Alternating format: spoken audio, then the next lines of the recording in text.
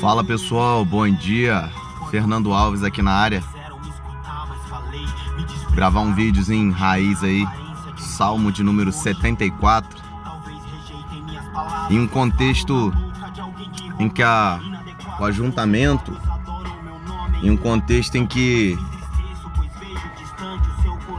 a igreja, o santuário está sendo atacado pelo inimigo, partindo do ponto que o salmista, no verso de número 1, ele pensava que Deus tinha rejeitado e se irado contra eles. Ele pede para o Senhor lembrar do seu povo novamente. E quando o mal se instala dentro do santuário, e não se assuste você, o mal se instalou dentro do santuário, o inimigo comemorou uma vitória nos lugares santos. E nesses lugares santos o inimigo colocou suas bandeiras, os seus sinais, como que aquele território fosse deles. E o homem viu as obras das suas mãos, no versículo de número 5, no versículo de número 6, sendo destruídas. E eles lançam fogo no santuário, profanam o santuário, a morada do nome do nosso Deus, e começam a perseguir todos os lugares santos da terra. A gente vê que o contexto aqui é de perseguição. A gente vê que o contexto aqui parece até que o inimigo está ganhando, o mal se instaurando dentro do santuário.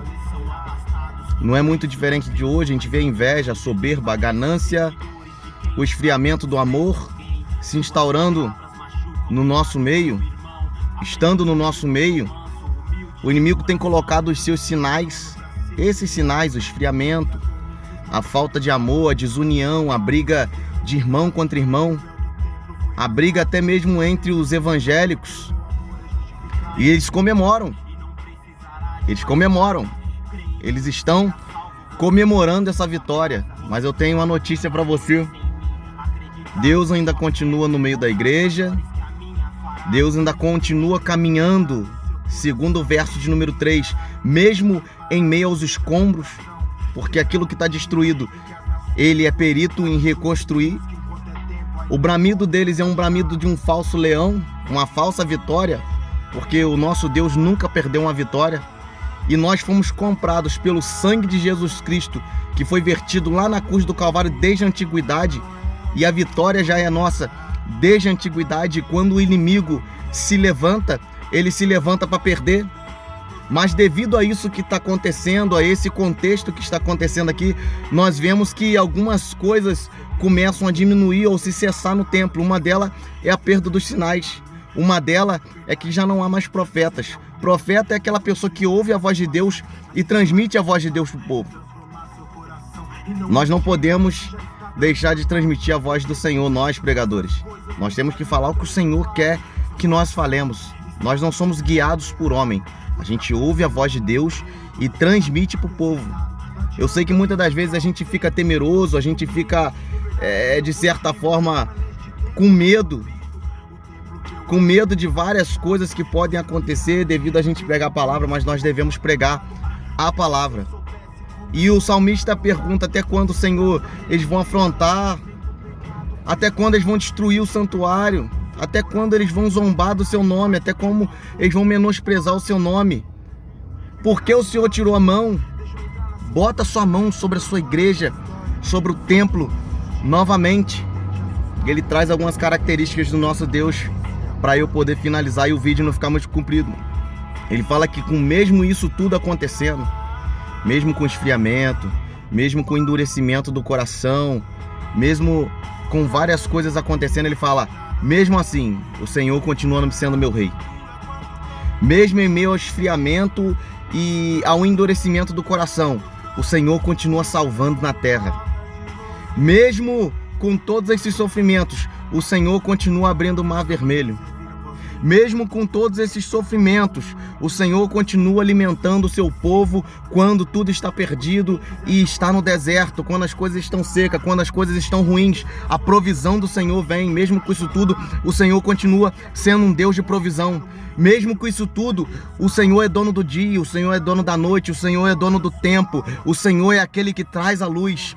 Mesmo com isso tudo, o Senhor ainda é aquele que estabelece os limites, o Senhor é aquele que controla o clima, o Senhor é aquele que é dono de tudo. Então perceba que, mesmo com isso tudo acontecendo, o salmista continua declarando a Deus.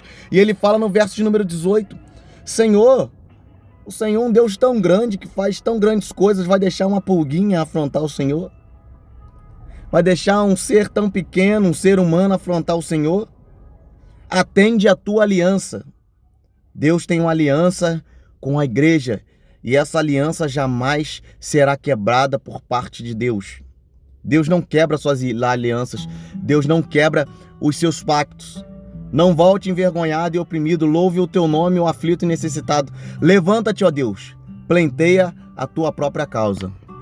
É interessante a gente ver por esse lado, porque a gente tem que começar, irmãos, a crer que quando alguém traça uma luta ou enfrenta a igreja de alguma forma, esse alguém está traçando uma luta com o próprio Deus. As suas batalhas são as batalhas de Deus.